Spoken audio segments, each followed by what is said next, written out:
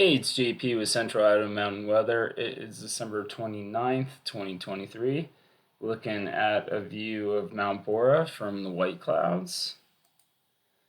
Today we are going to see dry increasing clouds. It's going to be mostly sunny this morning before those clouds build up. Highs are going to be in the low 40s with an upper level ridge overhead. South-southwest winds. Tomorrow, mostly cloudy, very isolated showers. I'll show you that on the HRRR. We're talking about trace amounts, like just a skiff of snow. Highs are going to be again in the low 40s with southwest flow and southeast winds locally. Temperatures are going to begin to fall closer to normal. That means low 30s as high pressure builds in for Monday, Tuesday, before it becomes more of an active pattern for Wednesday, but it starts getting more exciting at the later part of the week. Looking around at morning temperatures, it's pretty warm out there, mostly in the 20s and 30s. Even Stanley is in the teens this morning, and mountain temperatures are also looking like in the high 20s in the on the ridge tops. So we had that cloud cover last night, kind of keeping those warm temperatures.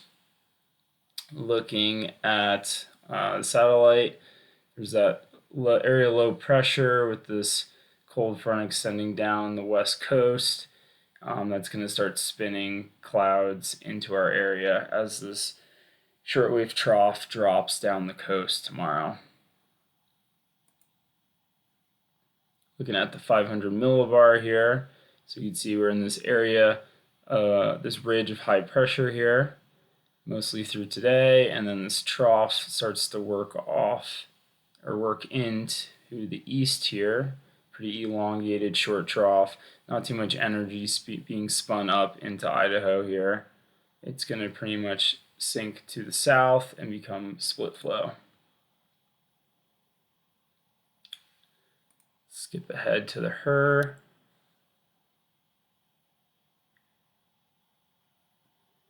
All right, we'll look at the NAM first, actually. So mostly clear today. Tomorrow morning, you can see this very light band of snow work its way across the area, and it's looking like more widespread precip on the NAM, but this is going to be pretty light snow, so only expecting flurries out of this. The HRRR looks like even less amounts of snow coming through. So just hoping on anything right now. Yeah, this is the high-end graphic for how much snow we're going to get, so really not that much. And then it does look like, show you this graphic first, for January 5th to the 11th is when we really kind of see a pattern change. They're even hinting on this morning in the forecast discussion with the National Weather Service out of Pocatello, that we are looking for some change next week. It's not looking like a crazy amount of change, but it looks like more of the flow setup that we need in order to get colder and wetter conditions. So let's look at the GFS and see what's going on. Area ridge of high pressure here. Here's that trough coming in that might give us a couple flurries tomorrow. That exits and we're kind of more into high pressure for a while. And let me back up a little bit. You can see it kind of goes into the split flow where the jet stream is way to the south and to the north. And that is more typically what we see in El Nino from what I've read. And then coming in Wednesday is when we start to have a little spit of moisture, nothing crazy.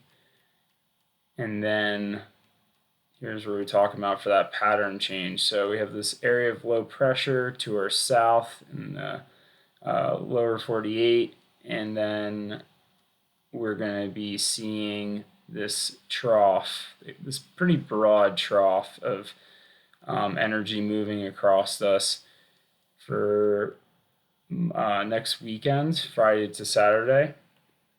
and then that kind of looks like it starts to even become a little bit of a low pressure system.